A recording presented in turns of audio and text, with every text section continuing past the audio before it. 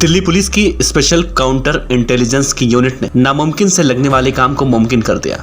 काला जठेड़ी को गिरफ्तार कर लिया। लेकिन क्या काला जठेड़ी को गिरफ्तार करना इतना आसान था? काला जठेड़ी को गिरफ्तार करने के पीछे दिल्ली पुलिस को जो लीड मिली थी वो क्या थी, हम आपको बताएंगे। दरअसल 25 जून को काला जठेड़ी गैंग का एक शूटर गिरफ्तार हुआ था, जो काला जठेड़ी और लॉरेंस बिश्नोई के इशारे पर देश की राजधानी दिल्ली में कई अपराधों को अंजाम दिया करता था। उसका नाम था नीतीश उर्फ प्रधान। नीतीश उर्फ प्रधान की गिरफ्तारी के बाद दिल्ली पुलिस की स्पेशल सेल ने जिस तरह से ऑपरेशन काला के बारे में कहा था, उससे ये लग रहा था कि काला जठेड़ी का ऑपरेशन काला में या तो एनकाउंटर किया जाएगा या फिर उसे गिरफ्तार कर लिया जाएगा। क्योंकि नीतीश उर्फ प्रधान की गिरफ्तारी के बाद दिल्ली पुलिस को ऐसे कई सीसीटीवी फुटेज हाथ लगे थे, जिससे ये तो तय माना जा रहा था कि काला जठेड़ी ना तो सिंगापुर में है और ना ही मलेशिया में, बल्कि वो दिल्ली एनसीआर में कहीं छिपा हुआ है और लगातार अपने ठिकाने बदल रहा है। पुलिस को इतना लीड मिलना काफी था और दिल्ली पुलिस की स्पेशल सेल की काउंटर इंटेलिजेंस यूनिट इस पूरे मामले में शिद्दत से लग गई।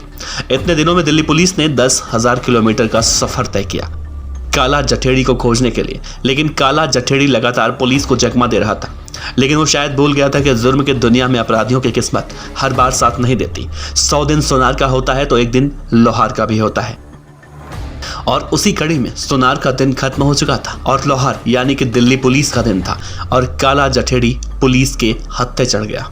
काला जठेड़ी तो किस्मत वाला ही कहा जा सकता है, नहीं तो गिरफ्तार तो विकास दुबे भी हुआ था और बाद में उसका एनकाउंटर हुआ।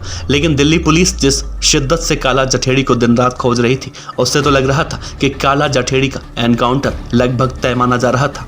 काला जठेड़ी की गिरफ्तारी भी इस बात का सबूत है कि पुलिस तब तक अपराधी का एनकाउंटर नहीं करती जब तक वो पुलिस पर हमला नहीं करता। ऐसे में हमने कई सारे केसों में देखा है और पुलिस पर उसके बाद कई सारे आरोप को लगते हुए भी देखा है। लेकिन काला जठेड़ी की गिरफ्तारी के बाद एक बात तो साफ हो चुकी है कि काला जठेड़ी से खतरनाक अपराधी इस समय बाहर और कोई नहीं था। ऐसे में पुलिस का काला जठेड़ी का एनकाउंटर ना करना इस बात की तस्दीक, इस बात की गवाही देता है कि पुलिस बिना किसी वजह से गैंगस्टरों का एनकाउंटर नहीं करती।